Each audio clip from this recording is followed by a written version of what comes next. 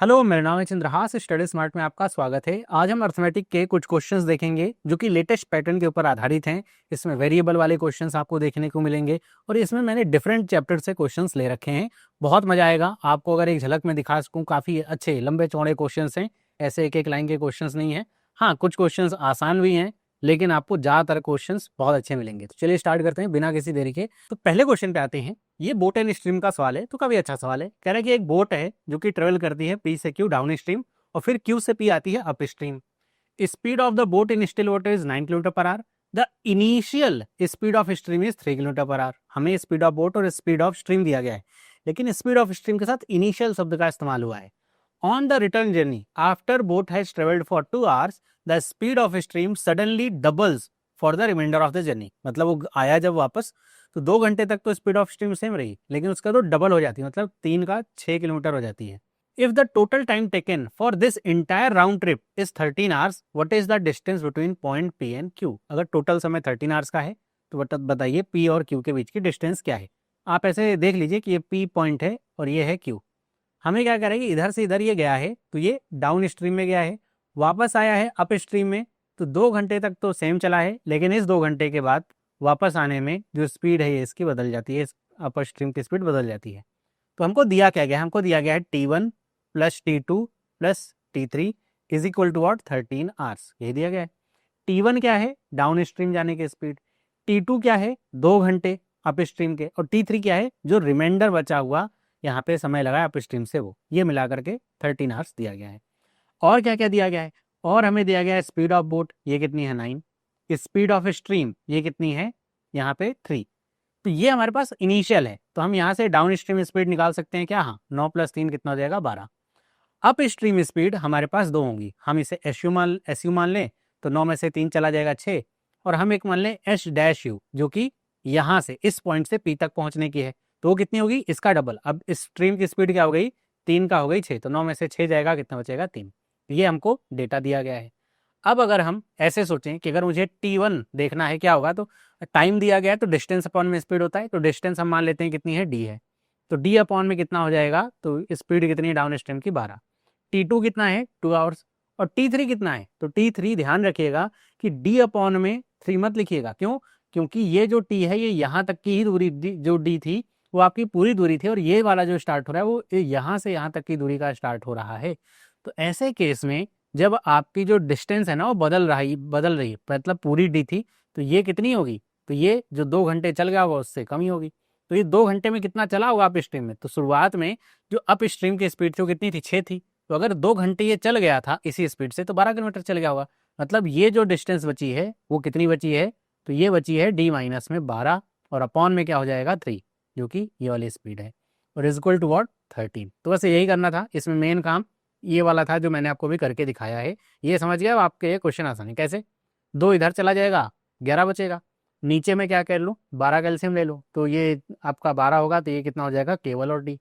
2 तो चला ही गया इधर, 3 चौके 12 होगा तो 4D माइनस में 48 हो जाएगा, इज इक्वल टू वॉट, तो ये हो जाएगा 11, और मैं इधर 11 ही लिखता हूँ, और मैं यहाँ से अगर 12 को हटा दूँ तो ये 11 गुणे 12 ऐसे लिख सकता हूँ। तो ये हो गया। अब इसे सॉल्व कर लीजिए, कितना हो जाएगा 5D, और ये कितना हो जाएगा 12 गुणे में 11 132, और उसमें मैं 48 और ऐड कर दूं तो 8 और 4 और ऐड करूंगा तो कितना हो जाएगा 180। तो D की वैल्यू कितनी आ जाएगी, तो मैं इसे 5 से डिवाइड करूंगा तो ये 5 यहाँ 15 और 5 संग 30, तो D की वैल्यू कितनी आ गई 36 किलोमीटर। इसमें B वाला ऑप्शन क्या हो जाएगा, करेक्ट हो जाएगा। समझ में आए, बस यही करना है। क्वेश्चन हाँ लंबा सा है और अच्छा भी है। यहाँ पे वेरिएबल स्पीड आपको दी जा रही है, फिक्स नहीं है, वो ध्यान से आपको पढ़ना होगा, उसके बाद आपके लिए क्वेश्चन आसान है। अब चलते हैं अपने दूसरे क्वेश्चन पे। क्या लिखा हुआ है, एक फ्रॉडलेंट मर्चेंट है जो कि अपने गुड्स का जो प्राइस है, राइस बेच रहा है, उसको 40% ऊपर मार्कअप करता है। तो मार्कअप करने में कोई फ्रॉड नहीं होता है ना। 100 रुपए की चीज खरीदे 140 का मार्कअप किया है, तो इसमें कोई फ्रॉड जैसा नहीं है। He gives first discount of X%, variable वाला सवाल है। X% का पहले उसने डिस्काउंट दिया, देन सेकंड डिस्काउंट ऑफ 10%, उसके बाद उसने 10% का और डिस्काउंट दिया, सक्सेसिव डिस्काउंट जैसा। In that transaction he makes a profit of 26%, और उसके बाद उसको 26% का प्रॉफिट भी हुआ। लेकिन कैसे, by using weight of that measures only 800 gram for every 1 kilogram, कि वो चीट कहाँ पे कर रहा है, मतलब जो डिस्काउंट दिया उसमें से भी उसको कुछ प्रॉफिट हुआ होगा, फिर उसके बाद उसने और क्या चीटिंग करी है, ऊपर अभी तक जो किया था वो चीटिंग नहीं थी, अब चीटिंग है कि वो तौलता तो 1 किलोग्राम है, मतलब पैसा ले रहा है 1 किलोग्राम का, लेकिन जो तौल रहा है वो केवल 800 ग्राम है, मतलब देगा सामान 800 ग्राम, 800 ग्राम दे रहा है राइस, और तौल रहा है 1 किलो, और 1 किलो का पैसा ले रहा है, तो यहाँ पे उसको प्रॉफिट हो रहा है। तो ऐसा कर कर रहा है वो, तो बताइए एक्स की वैल्यू क्या है, कि जो उसने पहला डिस्काउंट दिया वो क्या है। मैं इसे एक लाइन में आपको करके बताता हूँ कैसे होगा। आप सिर्फ इतना समझिए कि आपको जो प्रॉफिट हो रहा है वो ऊपर लिखना है, और जो आपकी कॉस्ट प्राइस है वो नीचे लिखना है। तो सबसे पहले 40% का मार्कअप किया है उसने, तो हम इसको 140/100 लिख सकते हैं। भाई 100 का अगर प्राइस होगा तो 140 रुपए का बेचेगा, और वो x% का डिस्काउंट दे रहा है, तो हम ये कह देंगे कि 100 अगर उसकी मार्क प्राइस है तो x रुपए का डिस्काउंट दे करके इतने में बेच रहा है। उसके बाद उसने एक और डिस्काउंट दिया, कितने का, 10% का, तो 10% में से अगर आप 100% में से घटाएंगे तो क्या आएगा, 90, तो इसे हम लिख लेंगे 90/100। ऊपर सेलिंग प्राइस, नीचे कॉस्ट प्राइस, ऐसा रेशियो हम लेकर के चल रहे हैं। अब यहाँ पे जैसे है कि हमको इतना डिस्काउंट दिया, इतने में बेचा, ऐसे। उसके बाद और कुछ कर रहा है क्या, हाँ एक चीटिंग भी कर रहा है। क्या कर रहा है चीटिंग, कि वो अपनी तरफ से 800 ग्राम ही तौल रहा है, लेकिन पैसा कितने का ले रहा है, 1 किलोग्राम का, मतलब 1000 ग्राम का। तो जो उसके पॉकेट में पैसा आ रहा है वो ऊपर, और जो उसकी पॉकेट से जा रहा है वो नीचे, ऐसे लिखते हैं हम। इज इक्वल टू वॉट, 26% का प्रॉफिट है, तो हम इसे लिखेंगे 126/100। अब आपको क्या करना है, कैंसिलेशन। तो मैं क्या करूं, जैसे ये 2 जीरो से ये 2 जीरो हटा दिया, यहाँ के 2 जीरो से ये 2 जीरो हटा दिया, 1 जीरो से 90 कट गया, और 1 जीरो से यहाँ का जीरो कट गया। अब यहाँ पे 1 जीरो से 1 जीरो कट गया। अब जो जो बच रहा है बस उस पर मैं फोकस कर रहा हूँ। मैं अगर इसे काटूंगा तो ये 14 से मैं काटूंगा तो ये डायरेक्ट पूरा का पूरा 9 बार में कट जाएगा, 9 से ये 9 काट दूंगा, बचा क्या रह गया, देखिए 10 और 8, तो ये 100 माइनस एक्स, और 10 गुणे 8 80, इधर गुणा कर लेंगे, क्या जाएगा 80। तो एक्स की वैल्यू कितनी आ जाएगी, 20। आपसे पूछा गया कितने % का डिस्काउंट था, तो डी वाला ऑप्शन इसका करेक्ट है। एक लाइन में ही आप इसे कर सकते हैं, ज़्यादा कुछ टेंशन लेने की जरूरत ही नहीं है। हम इसे अगर लिखना चाहते तो ऐसे लिख सकते थे कि अच्छा ये मार्कअप प्राइस था, और ये क्या था, इसका कॉस्ट प्राइस था, फिर ये डिस्काउंट था आपका, है ना, कितना % आपको डिस्काउंट दिया गया। तो ये अगर हम एस पी कह देते तो अपॉन में नीचे क्या जाता, एम पी आ जाता। वही हो रहा है, क्रॉस क्रॉस आपस में कट जा रहे हैं, सेम वही कहानी आपकी यहाँ पे चल रही है, कितने में बेचा कितने में खरीदा, वही हम एक लाइन में इसको लिख करके लाए हैं। आगे बढ़ते हैं अगले सवाल पे। क्वेश्चन नंबर 3 क्या कहता है, अब पार्टनरशिप का सवाल है, काफी अच्छा सवाल है। ए और बी एक पार्टनरशिप में इंटर करते हैं, उनकी कैपिटल का रेशियो क्या है, 5:6। तो मैं लिख लेता हूं यहाँ पे, ए और बी, इनके कैपिटल क्या है, 5:6 रेशियो में। After 4 months A withdraw 20% of his capital, while be invested 33.33 more capital, जितना उसके पास पहले थी।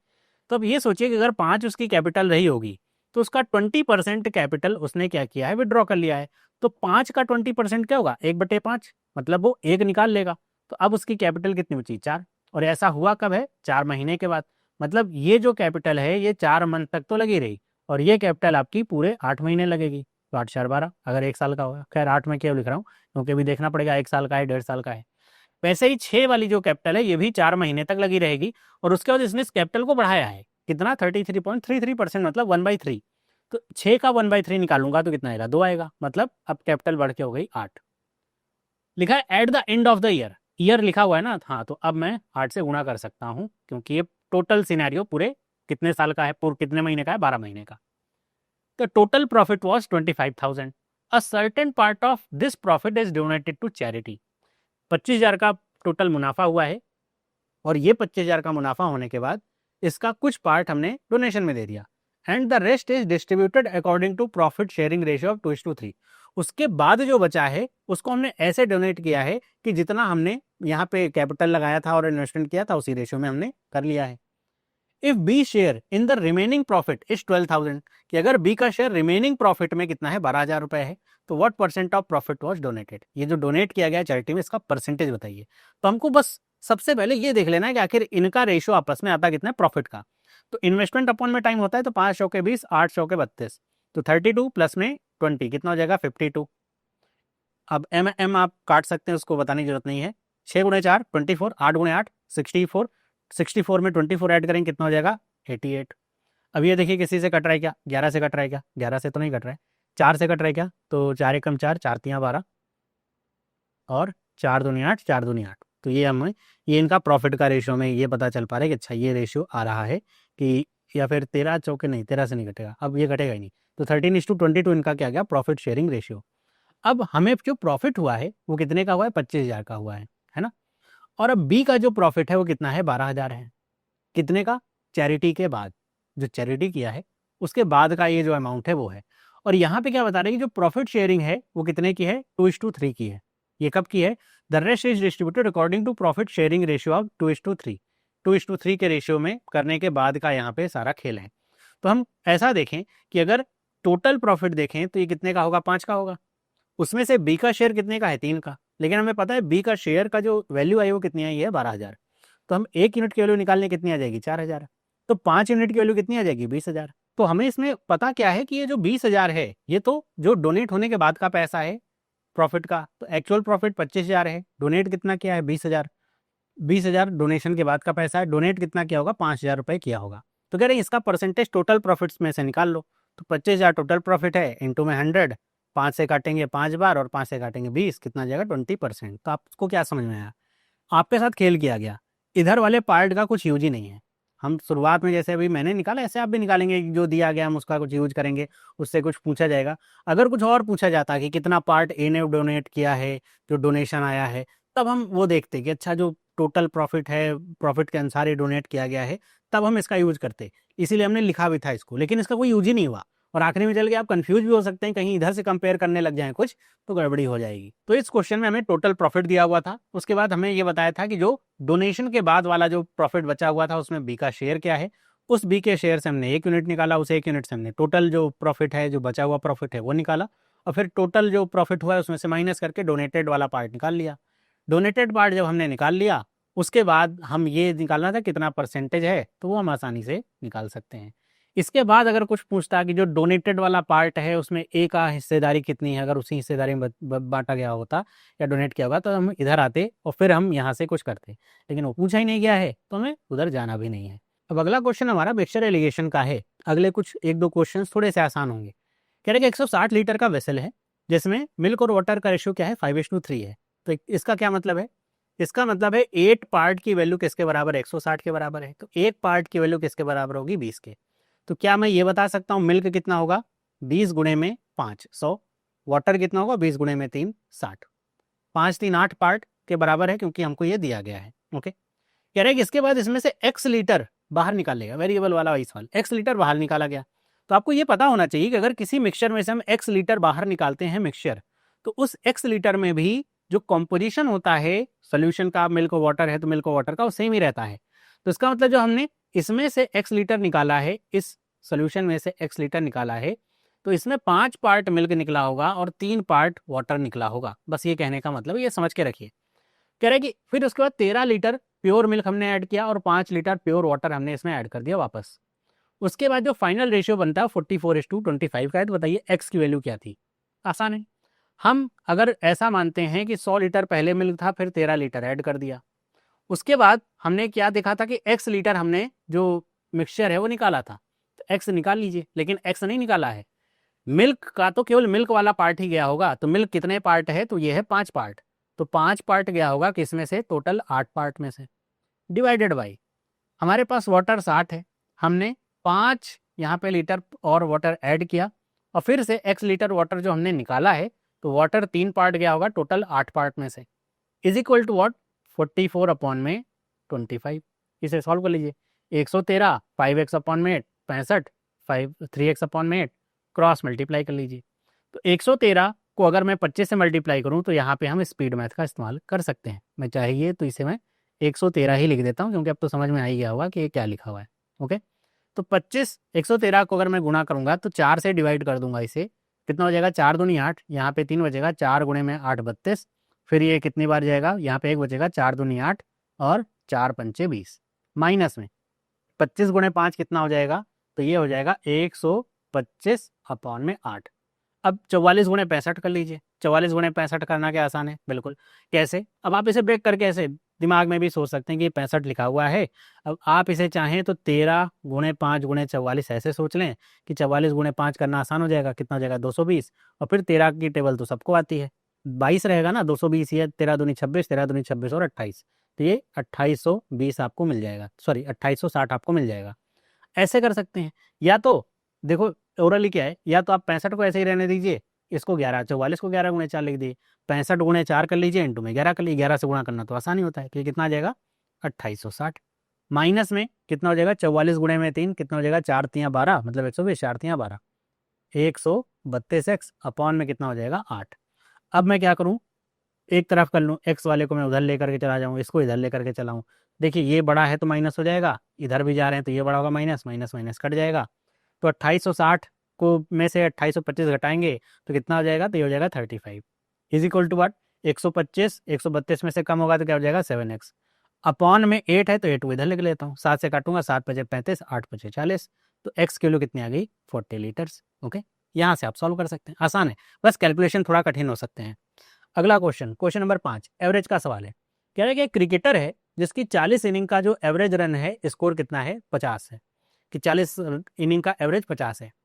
His highest score exceeds his lowest score bye 72 run, कि जो हाईएस्ट स्कोर है अगर उसमें से लोएस्ट स्कोर घटा दें तो 172 रन आता है। If these two innings are excluded, the average of the remaining 38 innings is 48 runs. Find the highest। ये तो बड़ा आसान सा सवाल है, जैसा मैंने आपको कहा था अगले कुछ क्वेश्चन आसान होंगे। 40 इनिंग का एवरेज 50 है, तो हम ये कह सकते हैं कि जो उसका टोटल एवरेज है वो कितना होगा, तो 40 गुणे 50 करेंगे तो आ जाएगा 2000। रिमेनिंग जो एवरेज है जो बाकी की 2 इनिंग का है वो कितना होगा, तो ये आपको दिया गया है 38 इंटू में 48। बस इसको गुणा करना है, कैसे करेंगे, कठिन है क्या, हो सकता है। दिमाग अगर ना लगाएं तो, दिमाग लगाएंगे तो आसान है। कैसे, देखिए मैं इस 48 को ना ऐसे लिख सकता हूँ, या 50 माइनस में 2 कह दीजिए, हाँ 38 गुणे में 5 अगर मुझे करना है तो बस 2 से डिवाइड करना, मतलब कितना हो जाएगा 1900। 1900 में से मुझे 38 गुणे में 2 मतलब कितना होता है 76, 76 वो घटा लेना है, तो कितना हो जाएगा, तो ये हो जाएगा हमारे पास 1824। आसान है, 1824 ही आ गया। अब आप ये सोचिए कि इस रिमेनिंग एवरेज में यही 2 इनिंग्स नहीं है, तो अगर मैं इसको आपस में घटा लूँ तो इसमें मैं 76 और 100 जोड़ दूँ तो 176 आ जाएगा। तो ये आखिर क्या है, ये है हाईएस्ट प्लस लोएस्ट का स्कोर कितना 176, हाईएस्ट माइनस लोएस्ट का स्कोर कितना है 172। कह रहा है कि बताइए हाईएस्ट स्कोर उस प्लेयर का क्या होगा। तो हाईएस्ट स्कोर आप बता सकते हैं क्या, बिल्कुल बता सकते हैं। अब आप चाहें तो आप केवल लोएस्ट वाला निकाल लें, लोएस्ट वाला कैसे निकालेंगे, इन दोनों को मैं माइनस कर दूं, तो माइनस करूंगा तो मुझे क्या मिल जाएगा, तो ये मिल जाएगा 2 lowest equal to 4, lowest value कितनी आ जाएगी 2, ये 2 आ गई तो हाईएस्ट आपका कितना होगा 174। ए वाला ऑप्शन इसका करेक्ट है, 174 होगा तभी तो 172 रन ज़्यादा होगा उससे।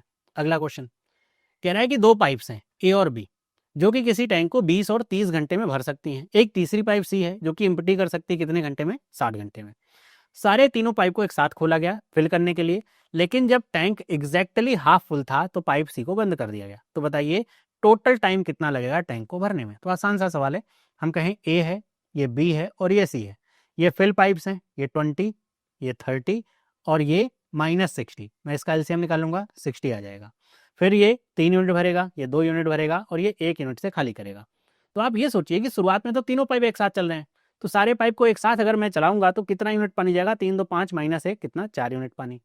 कह रहे हैं कि जब टैंक हाफ फुल है, हाफ फुल होने का मतलब टोटल टैंक की कैपेसिटी अगर 60 यूनिट है तो मतलब 30 यूनिट तक ये चले हैं, तो सोचिए कितनी देर तक चले होंगे। तो अगर 4 यूनिट हर घंटे पानी भरेगा, 30 यूनिट तक पानी भरना है तो कितने घंटे लगेंगे, तो ये लग जाएंगे 7.5 आवर्स। ओके, ये 7.5 आवर्स समय तक पहले एक साथ चले हैं, उसके बाद हमने सी को बंद कर दिया। तो जो अगला 30 यूनिट का पानी है वो केवल इन दोनों ने भरा है, 3 2 5 यूनिट, क्योंकि अब खाली तो हो नहीं रहा, तो कितने घंटे लगेंगे 6 घंटे, 7 6 13 13.5 घंटे। बी वाला ऑप्शन इसका करेक्ट है। बस यही करना था। अगर आपको कॉन्सेप्ट पता है ना तो क्वेश्चन पढ़ते ही आपके दिमाग में चलने लग जाता है कि अगला स्टेप मुझे करना क्या है, और नहीं पता होता तो घूमते फिरते रहते हैं क्या करेंगे हम। अगला क्वेश्चन, क्वेश्चन नंबर 7 एजेस का सवाल है। कह रहा है कि प्रेजेंट एज ए और बी की कितनी है 7:5। सी अगर 4 साल छोटा है ए से, 8 years ago the sum of the ages of B and C was 52.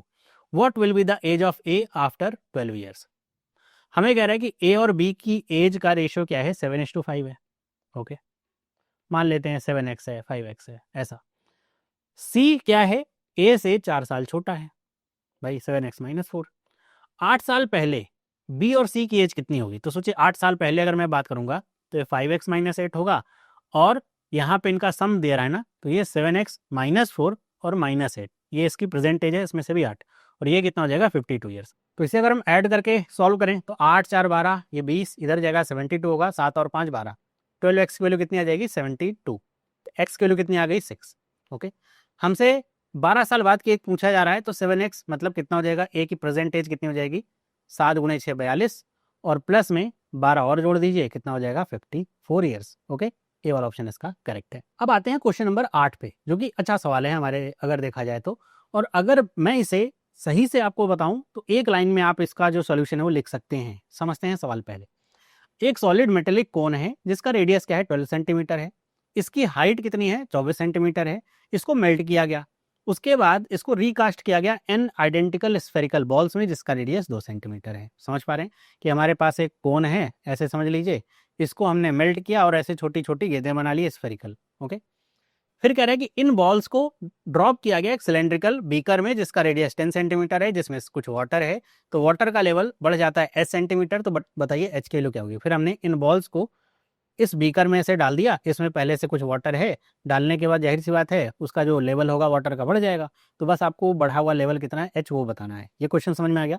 अब इसको करने का तरीका क्या है, अब इसको करने का तरीका देखिए, मैं पहले आपको बताता हूँ ज़्यादातर बच्चे क्या करेंगे और इसमें एक्चुअल आपको क्या करना चाहिए था। तो सबसे पहले तो हम ये पता करेंगे, हम ये एन की वैल्यू अगर निकालनी है तो हम ये कह सकते हैं कि भाई वॉल्यूम तो सेम होगा, कोन का और स्फेयर का वॉल्यूम सेम होगा, जितना कोन का वॉल्यूम होगा उसी से तो बॉल बनी है, तो दोनों का वॉल्यूम सेम होगा। बस ये होगा कि हमको एन की वैल्यू निकाल लेनी है कि इस बॉल जो होंगी वो छोटी होंगी, तो कितनी बॉल का मिला करके कोन का वॉल्यूम बन रहा है। तो हम कहेंगे कि वॉल्यूम ऑफ स्फेयर इंटू में किसके बराबर होगा, वॉल्यूम ऑफ कोन के। ये आपको पता चल रहा है। तो एन इंटू में वॉल्यूम ऑफ स्फेयर क्या होता है, ये होता है 4/3 पाई आर क्यूब। आर की वैल्यू देखिए कितनी है 2 सेंटीमीटर, तो ये हो जाएगा 8। वॉल्यूम ऑफ कोन क्या होता है 1/3 पाई आर स्क्वायर, आर की वैल्यू कितनी है 12 गुणे स्क्वायर 12 तो 144, और इंटू में क्या हो जाएगा 24। ओके, अब आप एन की वैल्यू निकालिए कैसे, 3 से 3 काट दीजिए, पाई से पाई काट दीजिए, फिर 8 से अगर मैं काटूँ तो 8 तियाँ 24 हो जाएगा, 4 से मैं काटूँ 4 तियाँ 12, 4 छंग 24 हो जाएगा, 36 गुणे 3 कितना होता है 108। एन की वैल्यू कितनी आ गई 108, ये आ गई।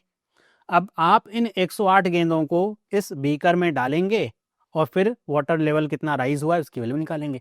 तो इसमें समझने वाली बात क्या है कि इसमें जो भी वाटर का लेवल होगा, है ना, मान लीजिए यहाँ तक पहले वाटर है, इस लेवल तक वाटर है, उसके बाद जब हमने इन गेंदों को डाल दिया तो जो वाटर का लेवल है वो बढ़ करके कुछ इतना हो गया, है ना, यहाँ तक हो गया। तो ये बस हमें निकालना है कि ये हाइट कितनी है, बस ये निकालना है। तो ये वाटर का जो लेवल होगा ना, इसी सिलेंड्रिकल जो वॉल्यूम होगा इसी के अकॉर्डिंग तो बढ़ेगा कि भाई इसका जो यहाँ पे रेडियस होगा वो सेम ही होगा, बस हमें एच की वैल्यू निकालनी है, बाकी सब कुछ तो सेम ही रहता है। तो अब आप क्या करेंगे कि भाई इस 108 का निकालेंगे और फिर डालेंगे, और एक बात आपको पता है कि जितना इन 108 गेंदों का वॉल्यूम होगा उतना ही लेवल ये राइज करेगा, डिस्प्लेस करेगा। तो जब आपको इतनी चीज़ बात पता है तो आपको क्या समझ में आ रहा है कि हमें क्या ये पूरा पार्ट करने की जरूरत थी, जबकि हमसे क्वेश्चन में केवल एच की वैल्यू पूछा गया है। नहीं, इसे करने की कोई ज़रूरत ही नहीं थी। हम सीधे हमको ये देखना है कि हमारे पास जो कोन था उसे पिघलाया गया और क्या किया गया, क्या किया गया, फिर इस बीकर में डाला गया उन गेंदों को, तो एन की वैल्यू पूछा नहीं। तो एक सिंपल सी बात थी, जो कोन का वॉल्यूम था वही तो इसमें जा रहा है, और वही इसमें जा रहा है तो इसी से एच बढ़ रहा है। तो हम सीधे सीधे इसी को इस्तेमाल क्यों ना करें, हम ये बीच वाले स्टेप को क्यों इस्तेमाल कर रहे हैं, यहीं से टाइम खराब होता है। और इसीलिए जब आपके एग्जाम में ऐसे क्वेश्चंस आते हैं मेंस वगैरह में, तो कई बार आपको करना बहुत कम रहता है और आप करते बहुत ज़्यादा, और आपको लगता है क्वेश्चन कठिन और लंबा था। तो इसमें कुछ और खास नहीं करना है, हमें बस इतनी सी चीज़ समझनी है कि हमारे पास जो वॉल्यूम आ रहा है कोन का, है ना, जो वॉल्यूम है किसका, कोन का, वो हम अगर ऐसा देखें कि जो हमारा डिस्प्लेसमेंट होगा उसके बराबर होगा, कि भाई जितना वॉल्यूम है उतना ही डिस्प्लेसमेंट होगा।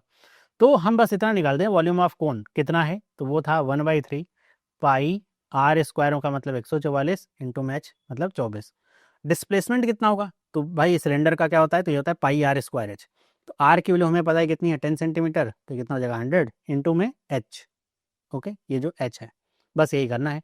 पाई से पाई कट गया, 3 से काट लीजिए, 3 अठे 24 हो जाएगा। और कुछ इसमें से कट रहा है क्या, या फिर आप सिंपल सी बात है, यहाँ पे 100 है तो आप 100 से डिवाइड ही तो करेंगे, तो आप 144 गुणे में 8 कर लीजिए, मतलब यही कर लीजिए। उसके बाद और कुछ करने के लिए आपके पास रहेगा नहीं, बस 2 अंक के बाद आपको डेसिमल लगाना रहेगा।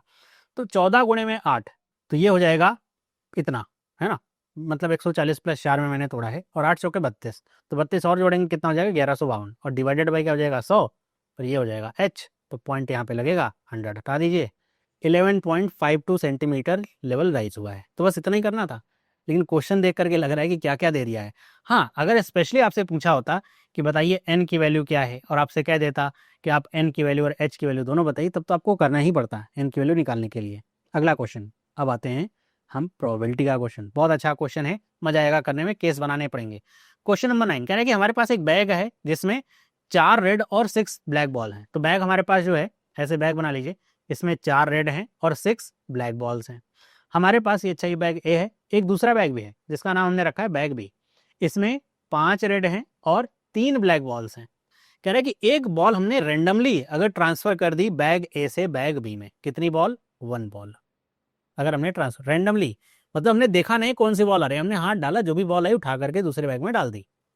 Then a ball is drawn from bag B, उसके बाद हमने बैग बी में से एक बॉल निकाल ली, ऐसे ही randomly. What is the probability that the ball drawn from bag B is red. तो हमें इस बॉल के रेड होने की प्रोबेबिलिटी निकालनी है। कैसे निकालेंगे, सिंपल सी बात है, हम इसमें 2 केसेस बनाएंगे। कैसे केसेस होंगे, तो पहला होगा हमारा केस 1। केस 1 क्या कहता है कि हम सबसे पहले ये कहेंगे कि अगर हमने बैग ए में से जो बॉल निकाली है वो रेड हो सकती है या तो ब्लैक हो सकती है। 2 केसेस हो गए ना, या तो रेड होगी या तो ब्लैक होगी। तो अगर हमने जो बॉल निकाली वो रेड हो गई, तो अगर केस 1 की बात करेंगे तो अगर यहां से जो हमने बॉल निकाली वो क्या हो गई, रेड हो गई, तो अब सोचिए बैग बी में टोटल बॉल्स कितनी हो जाएंगी। तो टोटल बॉल्स हमारे पास हो जाएंगी, अब तो 6 बॉल्स हो जाएंगी रेड और 3 ब्लैक, टोटल 9 बॉल्स। और उसमें से रेड बॉल्स कितनी हो जाएंगी, तो रेड बॉल्स होंगी 6। मतलब अगर मैं ये कहूं कि यहां से बॉल निकालने की प्रोबेबिलिटी क्या है बैग ए में से, तो बैग ए में टोटल रेड बॉल्स कितनी है 4, और टोटल बॉल्स कितनी है 10, तो 4/10।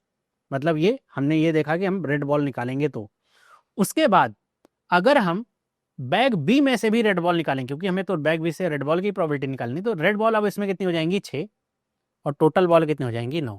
तो हमारे पास केस 1 में रेड बॉल आने की प्रोबेबिलिटी कितनी हो जाएगी, तो आप इसे कैंसिल आउट कर सकते हैं, 3 दूनी 6, 3 तियां 9, और 4 दूनी 8, और हम 10 गुणे 3 करें कितना आ जाएगा 30। तो 8 बटे क्या हो जाएगा 30। ओके, अब केस 2 में आगे बढ़ते हैं।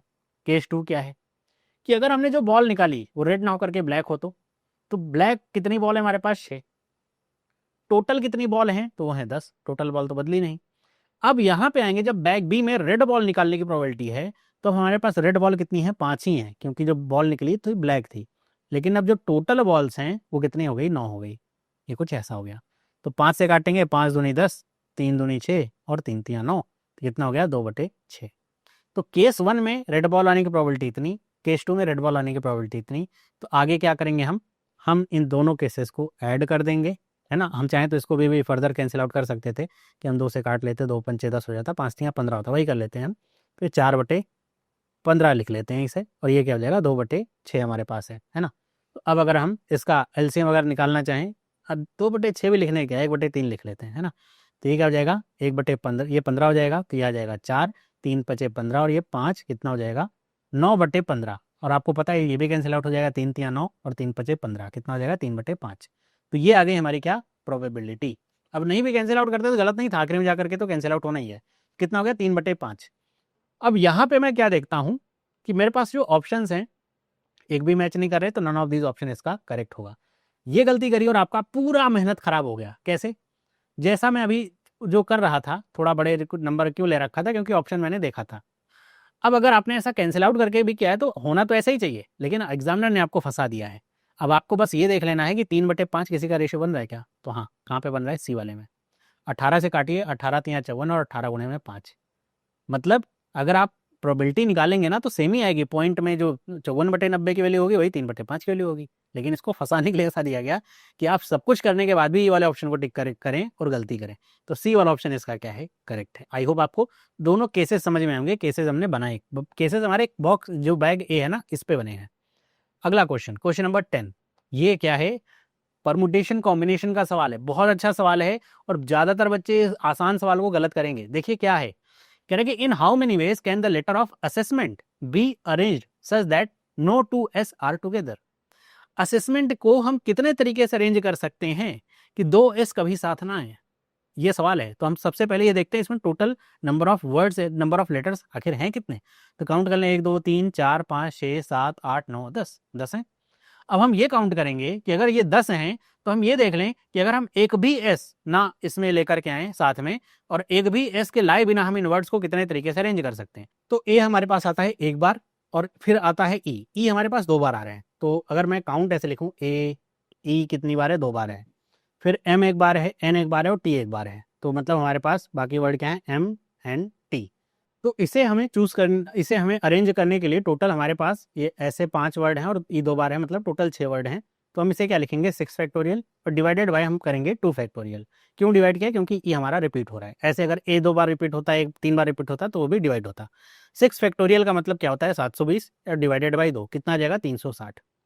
मतलब हम इन सारे लेटर्स को बिना एस के अरेंज कर सकते हैं 360 तरीके से, कभी ए पहले कभी ए बाद में, ऐसे करके।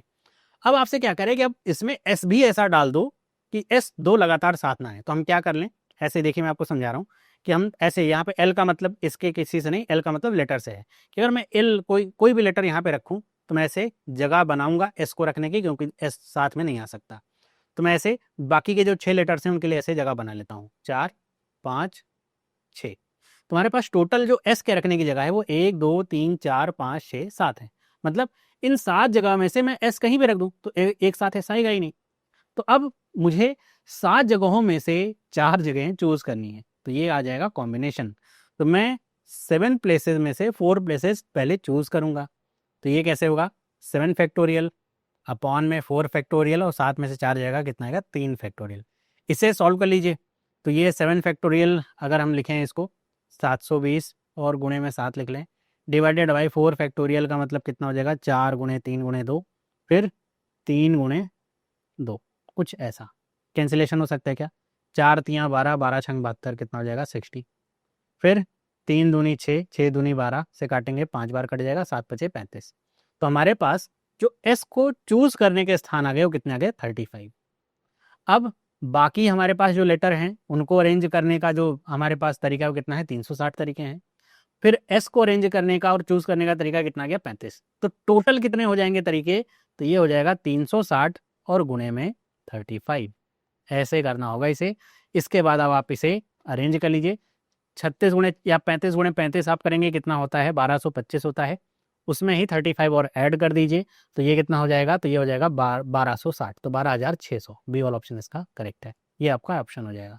आई होप आपको समझ में आ रहा होगा। सबसे पहले हमने ये देखा कि बिना एस के हम नंबर्स को कैसे चूज कर सकते हैं, कि हम ऐसे लिख दें, जरूरी नहीं कि ए आपका पहले आ जाए, A E M E N T ऐसे लिख सकते हैं, फिर ए को रहने दें, फिर M E E N T ऐसे लिख सकते हैं। तो ऐसे करते करते ना हम 360 तरीके से निकाल सकते हैं, जिससे हम ये पूरे लेटर्स लिख सकते हैं। फिर हमने ये कहा कि अब इन लेटर्स के बीच में हमें एस को रखना है, ऐसे बीच में एस। तो एस को रखने की 7 जगह मिल गई, लेकिन हमें एस तो केवल 4 प्राप्त हुए हैं। यहाँ पे ऊपर देखिए ना, 2 बार केवल, यहाँ पे 4 बार एस आया है। तो ऐसे में इन 4 एस को मैं ऐसा भी रख सकता हूँ कि एस एस यहाँ रख दूँ, एस एस यहाँ रख दूँ, बीच में 7 जगह ना रहे। जरूरी नहीं कि 4 लगातार ही ऐसे लगातार तो ही नहीं, यहाँ पे रख दूँ। तो मुझे ये पहले चूज करना होगा कि इस तरीके से एस रखने के कितने प्रकार हो सकते हैं, चूज कैसे करना होगा। तो उसके लिए हमें कॉम्बिनेशन यूज करना होगा 7C4 का। तो वो कॉम्बिनेशन से हमें तरीके क्या पता चल गया, 35। तो इसका मतलब ये हुआ कि टोटल कितने तरीके से हम ऐसे रख सकते हैं कि ये सारे वर्ड आए और बीच में आपका एस कहीं भी आ जाए, एक साथ ना आए। तो उसके लिए हमें दोनों को मल्टीप्लाई करना पड़ा, और हमारे पास आंसर है 12600 तरीके। अगला क्वेश्चन, ये क्वेश्चन आपका बहुत ही आसान सा सवाल है। कह रहा है कि 2 ट्रेन हैं ए और बी, जो कि स्टार्ट होती हैं स्टेशन एक्स और वाई से। हमारे पास एक क्या है, स्टेशन एक्स है, और एक हमारे पास स्टेशन वाई है। अब ए यहाँ से स्टार्ट हो रही है, इधर जा रही है, और बी यहाँ से स्टार्ट हो रही है, इधर जा रही है। दोनों ट्रेन में बताया क्या जा रहा है कि train A is 50% faster than train B. Train A 50% faster है ट्रेन बी से। उसके बाद दोनों एक किसी पॉइंट पे, मान लेते हैं ये पॉइंट क्या है, पी है, इस पे क्रॉस करती हैं। क्रॉस करने के बाद ए को 2 घंटे लगते हैं। यहाँ से अब ए अगर चलेगा तो इसको 2 घंटे लगे हैं वाई तक पहुँचने में, और ट्रेन बी को टी आवर्स लगे हैं, ट्रेन बी को टी आवर्स लगे हैं स्टेशन एक्स तक पहुंचने में। तो आपसे क्या करा है कि यहाँ पे बताइए, find the value of T, कि भाई ट्रेन टी जो ट्रेन बी है उसको कितने घंटे लगे हैं क्रॉसिंग से पहुंचने के लिए। तो इसका जो हमारे पास सॉल्यूशन होता है वो होता है क्या, एस ए अपॉन में S B is equal to under root में टी बी अपॉन में टी ए। ये हमारे पास सीधा सा एक इक्वेशन होता है।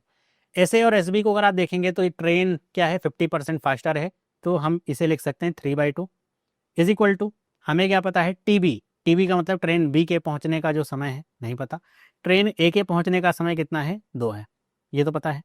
अब क्या कर सकते हैं हम इसका स्क्वायर कर लें, दोनों तरफ का स्क्वायर कर लें, क्या हो जाएगा 9 और बटे में 4, और ये हो जाएगा t/2, 2 से काटेंगे इतना कटेगा, 2 से काटेंगे तो t की वैल्यू हमारे पास कितनी आ जाएगी 4.5 आवर्स। इसमें है ऑप्शन डी वाला सही है, बस यही करना होता है इसमें, क्रॉसिंग वाले में और कुछ नहीं। अगला क्वेश्चन कह रहे हैं कि ए और बी किसी काम को करते हैं, टाइम एंड वर्क का सवाल है, 24 दिनों में, मतलब एक साथ मिलकर कर रहे हैं तो 24 डेज लग रहे हैं। सी 50% मोर एफिशिएंट है ए से।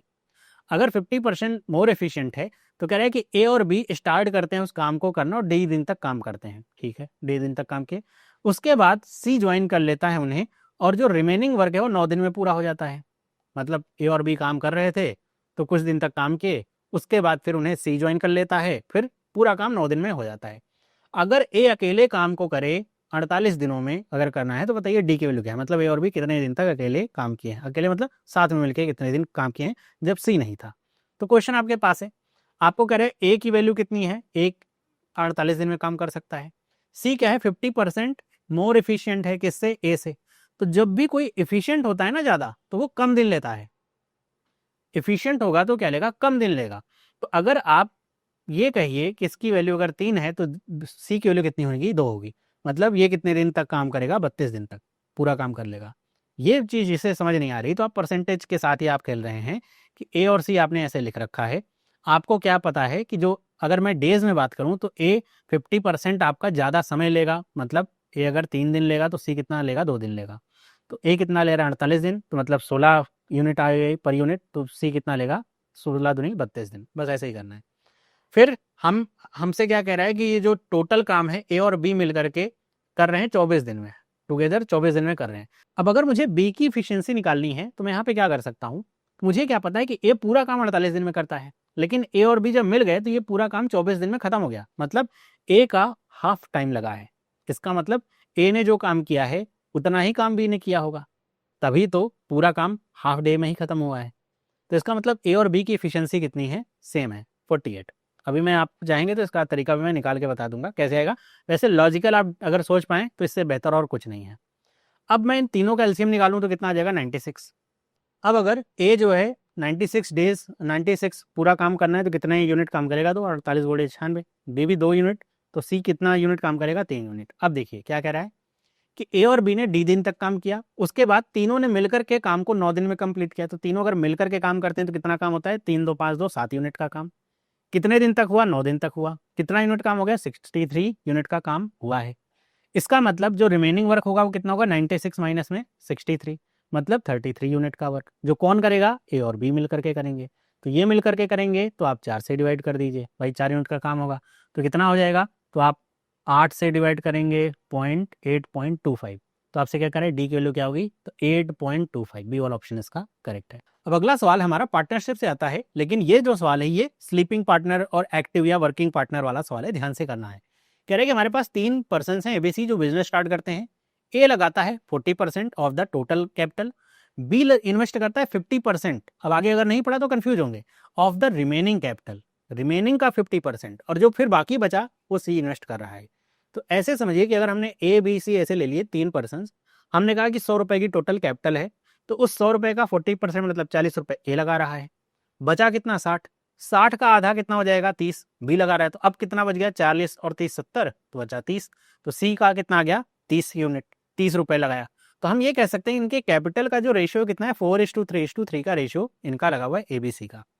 कह रहा है कि जो ए है वो क्या है, वर्किंग पार्टनर है, इस वजह से 20% of the gross profit as a salary वो लेता है। हमेशा याद रखिएगा टर्म को, जो ग्रॉस प्रॉफिट है मतलब जो टोटल प्रॉफिट है उसका 20% ए सैलरी के रूप में भी ले रहा है। उसके बाद जो रिमेनिंग प्रॉफिट बच रहा है, मतलब जो 80% प्रॉफिट बचेगा वो उनके इन्वेस्टमेंट के आधार पे डिवाइड हो रहा है। ओके, ऐसा करके जो ए की टोटल इनकम है सैलरी प्लस प्रॉफिट, वो अगर 5600 ज्यादा है सी की इनकम से, तो बताइए टोटल प्रॉफिट क्या है। तो सिंपल सी बात है, हम ए के सिनेरियो में अगर बात करें, अब आप ऐसा सोचिए कि अगर टोटल प्रॉफिट 100 रुपए का है तो 20 रुपए तो ए को ऐसे ही मिल गए, कैसे, सैलरी के रूप में, बचा कितना 80 रुपए, है ना। मैं यूनिट लिख देता हूँ 80 यूनिट 20 यूनिट, क्योंकि अभी हमें पता ही नहीं प्रॉफिट कितने का है। इस 80 यूनिट का ए को कितना मिलेगा, तो जितना उसका इन्वेस्टमेंट है, 4 यूनिट इन्वेस्टेड है, टोटल कितना है 10, तो हम कहेंगे 4/10। तो कितना आ जाएगा ये, तो ये वैल्यू आ जाएगी 8 चौके 32 यूनिट। तो हम इसमें ऐड कर दें 32 यूनिट, नीचे लिख देता हूँ ए के लिए 32 यूनिट ऐड करेंगे, टोटल कितना आ गया 52 यूनिट। और सी की जो प्रॉफिट होगी वो कितनी होगी, तो वो होगी 3/10 इंटू में 80 यूनिट। तो ये कितना हो जाएगा 8 चौके 8 तियाँ 24 यूनिट, कितना 24 यूनिट। इसी का डिफरेंस कितना दे रखा है 5600 रुपये। तो इसको मैं घटाऊंगा तो ये कितना हो जाएगा 28 यूनिट, बराबर में कितना 5600। तो एक यूनिट की वैल्यू कितनी आ जाएगी 28 दूनी 2 56 होता है 200 यूनिट। तो एक यूनिट की वैल्यू अगर कितनी है 200 रुपये, तो हमने माना कितना है टोटल 100 यूनिट है प्रॉफिट, तो 100 इंटू में 200 कर दीजिए, कितना आ जाएगा 20,000। यही आपसे पूछ रहा है क्या कि टोटल प्रॉफिट कितना होगा।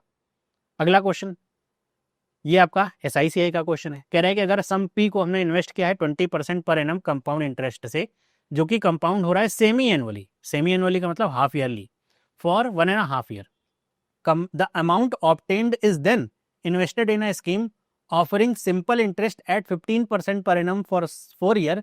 If the simple interest received from the second investment is 3,591, what is the value of P? एक साथ पढ़ के ना कंफ्यूज हो गए, क्या दिया गया है क्या करना है। सिंपल सी बात है, सबसे पहले हम इस कंपाउंड इंटरेस्ट पे अगर आए, इसको थोड़ा सिंप्लीफाई कर लें कि 20% पर एनम का रेट है, लेकिन चूंकि हाफ ईयरली ये कंपाउंड हो रहा है तो इसका रेट क्या हो जाएगा, आधा हो जाएगा। और इसका जो टाइम साइकिल है वो कितना हो जाएगा, अब हाफ ईयर करके 1.5 साल होगा, तो ये कितना होगा 3 होगा। समझ पा रहे हैं क्या। तो इसका मतलब क्या है कि ये जो 10 रुपए हैं वो 6 महीने के बाद 11 रुपए बन जा रहे हैं। 10% का मतलब तो ये होता है, और ऐसा 3 बार हो रहा है, मतलब मैंने दोनों तरफ क्यूब कर दिया। मतलब अगर 1,000 रुपये बना लगाए होंगे तो ये 1,000 रुपये 1,331 रुपये बन गए होंगे। ओके, हमें अभी वैल्यू नहीं पता है कि इसकी वैल्यू कितनी है 1 यूनिट की। अब क्या कह रहा है, देखिए कि जो अमाउंट हमें मिला, मतलब ये जो 1,031 रुपये का जो अमाउंट हमें प्राप्त हुआ है, उसको फिर हमने सिंपल इंटरेस्ट पे लगा दिया 15% से, कितने साल के लिए 4 साल के लिए। तो इसका मतलब क्या है कि हमें जो इंटरेस्ट रिसीव हुआ है, सिंपल इंटरेस्ट रिसीव का, उसकी वैल्यू हमको क्या दी गई 3,591 रुपये। तो सिंपल इंटरेस्ट का मतलब होता है कि अगर इस साल 15% है तो अगले साल भी 15% होगा। तो हम ये कह सकते हैं कि ये 15 गुणे में 4, मतलब 60% की वैल्यू दी गई है, कितनी 3,591 रुपये। यही तो कह रहा है। तो अगर मैं इसमें 100% की वैल्यू निकाल लूँ तो मुझे क्या पता चल जाएगा कि आखिर हमारा जो प्रिंसिपल था वो कितना था। मतलब 60% की वैल्यू हमारी इतनी आ रही है कि ये हमारा बढ़ गया है। तो हम इसमें चाहे 100% निकाल लें, फिर ऐड कर सकते हैं सिंपल इंटरेस्ट, या फिर आप 160% निकाल लीजिए, आपकी मर्जी जैसा करना चाहें। तो 100% अगर मैं निकालूंगा इसका तो क्या हो जाएगा, तो बस 60 से इसको डिवाइड करना है, इसे 6 से अगर मैं इसे डिवाइड करूंगा कितना हो जाएगा, 6 छंग 36 तो होगा नहीं, 6 गुणे में 5 30 होगा, 59 होगा, फिर 6 9 54 होगा, फिर 5 बचेगा, फिर 8 छंग 48 होगा, फिर ये आपका हो जाएगा 6 पंचे 30 ऐसा। तो ये कितना हो जाएगा 5,985। परसेंट की वजह से डेसिमल वेसिमल हमको 100 का गुणा करना था, वो करके हमने यहाँ पे 5,985 रुपये ये निकाला। तो ये क्या आ रहा है पता है आपको, ये आ रहा है प्रिंसिपल। किसका प्रिंसिपल आ रहा है, जो हमें सिंपल इंटरेस्ट पे जो हमने लगाया था। और ये प्रिंसिपल आखिर है क्या, तो ये प्रिंसिपल कुछ और नहीं है बल्कि जो हमारी पहली स्कीम थी कंपाउंड इंटरेस्ट वाला, उसका अमाउंट है। और कंपाउंड इंटरेस्ट का अमाउंट का मतलब क्या होता है, प्रिंसिपल प्लस में CI। तो ये इसकी वैल्यू आ रही है इतनी। तो ये हमारी जो 1,331 है ना, इसकी वैल्यू आ रही है 5,885 985, ये इसकी वैल्यू आ रही है। तो बस मैं ये देख लूँ किसके बराबर है, उतने का ही गुना मैं इधर कर दूं तो ये प्रिंसिपल मिल जाएगा मुझे। तो एक सिंपल सी बात है, यहाँ पे 1300 है तो मैं 13 चौके 52 कर सकता हूँ, 13 पचे 65 तो कर नहीं सकता। तो ये 13 चौके 52 अगर करूँगा तो उसी के आसपास की वैल्यू, और यहाँ पे आखिरी में क्या है 5 है। तो मुझे पता है 40 से 50 के बीच की वैल्यू है, तो ये 45 का गुणा अगर मैं करके देखूँ क्या उसके आसपास की वैल्यू आएगी, तो मुझे पता चल जाएगा कि ये 45 के आसपास की ही वैल्यू है। तो इसका मतलब 45 का गुणा मैं यहाँ भी कर दूँ तो हमें प्रिंसिपल कितना मिल जाएगा 4,500 रुपये। तो आप एक बात ये समझेंगे कि हम अगर क्वेश्चन को सही से स्ट्रक्चर कर लेना दिमाग में, क्या दिया गया है और कैसे उसको यूज करना है, तो जो कठिन लग रहा क्वेश्चन होता है वो भी आसान लगने लग जाता है। बस यही करना था आपको और कुछ नहीं। अब यहाँ पे स्पीड मैथ के तरीके काम आ सकते थे, या अगर आप इसको ना डिवाइड कर रहे थे तो स्पीड मैथ के तरीके काम आ सकते थे। कैसे, एक तो मैंने तो यहीं से डिड्यूस कर लिया 40-50 के बीच में, आखिरी में 5 है तो और कुछ हो ही नहीं सकता, आपका 45 के आसपास की वैल्यू आएगी। या तो स्पीड मैथ का तरीका आप ऐसे लगा सकते थे कि मैं ये देखता कि इनके इनके बीच का जो कितने गुना की वैल्यू है, तो वही आ जाता मेरा 44-45 के आसपास। तो मैं अगर इसमें क्या जोड़ देता 15 जोड़ देता तो ये टोटल कितना हो जाता 6,000 हो जाता, है ना। 6000, या फिर नीचे वाले को ये आप हटा दीजिए कि अगर मैं नीचे में क्या करता 31 घटा लेता तो ये 1300 बन जाता, तो मुझे ऊपर 31 गुणे 45 ऐसा करना होता, लेकिन ये कठिन भी हो जाता, आपका वैल्यू आपको निकालने में ज़्यादा चक्कर पड़ जाते। मेरे ख्याल से अप्रॉक्सीमेट वाली वैल्यू ही आप जो जैसे अभी मैंने किया है वो करके करेंगे तो ज़्यादा फायदा मिलेगा। अगला क्वेश्चन 15वां सवाल, और ये क्या है, एवरेज का सवाल है। कह रहा है ये क्लास है जिसमें एवरेज है सारे स्टूडेंट का कितना 48 kg, the average weight of boys is 54 kg and average weight of girl is 38 kg। ठीक है, अगर 4 नए बच्चे जिनका एवरेज वेट 50 kg वो क्लास छोड़ देते हैं और 4 नई लड़कियां जिनका एवरेज वेट 40 kg है वो क्लास को ज्वाइन कर लेते हैं, तो जो नया एवरेज होता है क्लास का वो 47.5 kg बन जाता है, मतलब 0.5 घट गया। तो बताइए इनिशियल नंबर क्या था स्टूडेंट का उस क्लास में, कैसे करेंगे। तो जब मैं पहली लाइन पढ़ा ना तो मेरे को एक चीज़ क्या समझ में आई कि इसमें हम वेटेज एवरेज का ऐसा इस्तेमाल कर सकते हैं, या फिर एलिगेशन रूल का इस्तेमाल कर सकते हैं स्टूडेंट्स का रेशियो निकालने के लिए। हमें पता है टोटल कितना एवरेज है, फिर बॉयज़ का रेशियो अलग पता है और गर्ल्स का रेशियो अलग पता है, तो मैं इसे ऐसे निकाल सकता हूँ, बॉयज़ एंड गर्ल्स ऐसे लिख लूँ। बॉयज़ का जो एवरेज है वो कितना है 54, गर्ल्स का कितना है 38 और टोटल कितना है 48, तो मैं घटा लो कितना हो जाएगा, तो हो जाएगा 10 और ये हो जाएगा 6, तो ये कितना हो जाएगा 5:3। मतलब मुझे क्या पता चल रहा है कि उस क्लास में जो लड़के और लड़कियों का एवरेज है वो कितना है 5:3 का है। 5 लड़के हैं तो 3 लड़कियां हैं या फिर उसी के मल्टीपल में है, ऐसा हो रहा है। अब अगली जो बात है वो क्या कहता है कि अगर 4 लड़के उस क्लास को छोड़ के चले जाते हैं, ओके, 4 लड़के उस क्लास को छोड़ के चले गए। अच्छा, इससे एक चीज़ मैं ये भी निकाल सकता हूँ कि अगर मैं आपसे कहूँ कि बताइए अब जो टोटल जो एवरेज आपको दिया गया टोटल वेट क्लास का कितना है, तो क्या मैं निकाल सकता हूँ, हाँ 48 इंटू में 5 + 3 8, लेकिन ये मैं इसे एक्स के रूप में लिखूंगा 8, 48 इंटू में 8 ऐसे, तो ये आ जाएगा क्या, टोटल वेट आ जाएगा क्लास का। अब आगे क्या कह रहा है कि जो 4 लड़के हैं जिनका वेट 50 kg है एवरेज वेट, वो क्लास छोड़ करके चले गए और 4 लड़कियां ज्वाइन कर लेती हैं जिनका वेट 40 kg है, तो हम ये बता सकते हैं क्या कि अब जो नया वेट होगा टोटल वो कितना होगा, इतना पुराना था, 4 लड़के गए हैं तो 4 गुणे में 50 कितना हो जाएगा 200, ये घट गया, और जुड़ा कितना 4 गुणे में 40 160 kg, ये जुड़ गया, तो ये टोटल कितना जुड़ जाएगा, तो हम इसे 48 इंटू में 8x और माइनस में कितना हो जाएगा 40, ये हमारे पास क्या आ गया, नया वेट आ गया, टोटल वेट इतना होगा नया। और हमारे पास अगर पहले 8x बच्चे थे, 4 लड़के गए और 4 लड़कियां ज्वाइन करी, तो टोटल तो अभी हमारे पास जो बच्चों की संख्या वो उतनी है 8x ही है, 4 गए थे 4 ही आए हैं, तो हम ये कहेंगे कि हमारे पास जो अभी डिवाइड करने वाली जो संख्या है बच्चों की वो कितनी है 8x है, और हमें पता है कि जो नया एवरेज है वो कितना है 47.5 है। क्या मैं अब आसानी से निकाल नहीं सकता, बस क्रॉस मल्टीप्लाई करिए, तो मैं 48 इंटू में 8x माइनस में 40 और ये क्या हो जाएगा 47.5 इंटू में 8x। अब मैं इसको इधर लेकर के आऊँगा तो मैं क्या कर सकता हूँ, देखिए गुणा कर लेता तो फंस जाता, 8x कॉमन है तो 8x कॉमन ले लूँगा, 48 में से 47.5 जाएगा, 0.5 बचेगा और ये क्या हो जाएगा 40 के बराबर, तो ये कितना हो जाएगा 4x और जिसकी वैल्यू कितनी है 40 के बराबर, तो x की वैल्यू कितनी आ गई 10 के बराबर, x की वैल्यू 10 के बराबर आ गई। तो आपसे पूछा क्या है इनिशियल नंबर जो बच्चों का है वो कितना है, तो 8x 8 गुणे 10 कितना हो जाएगा 80, सी वाला ऑप्शन इसका करेक्ट है। तो ये थे हमारे टोटल 15 क्वेश्चंस, और आपने देखा होगा कि क्वेश्चंस बड़े भी थे, कई जगह कंफ्यूजिंग भी थे, और कुछ क्वेश्चंस तो ऐसे थे कि अगर आपको तरीका पता है तो आप उनको आसानी से कर पा रहे थे, बस सही तरीका पता हो आपको, आप बहुत ज़्यादा फंसना था ही नहीं उन क्वेश्चंस में। तो आपको ये क्वेश्चंस कैसे लगे, अगर अच्छे लगे मज़ेदार लगे तो आप मुझे कमेंट करके बताइएगा। इस तरह के और मैं आपको अर्थमेटिक के क्वेश्चंस कराऊंगा, तरीके आपको बताऊंगा, जिससे आप एग्जाम में जब जाएँ तो आपकी जो क्लैरिटी रहे अर्थमेटिक को लेकर के वो काफ़ी अच्छी रहे। तो वीडियो अच्छी लगे तो वीडियो को लाइक करिए, अपने दोस्तों के साथ भी शेयर करिए, चैनल पे नए हैं तो सब्सक्राइब करिए। मिलते हैं अगली वीडियो में, सभी लोगों को बाय।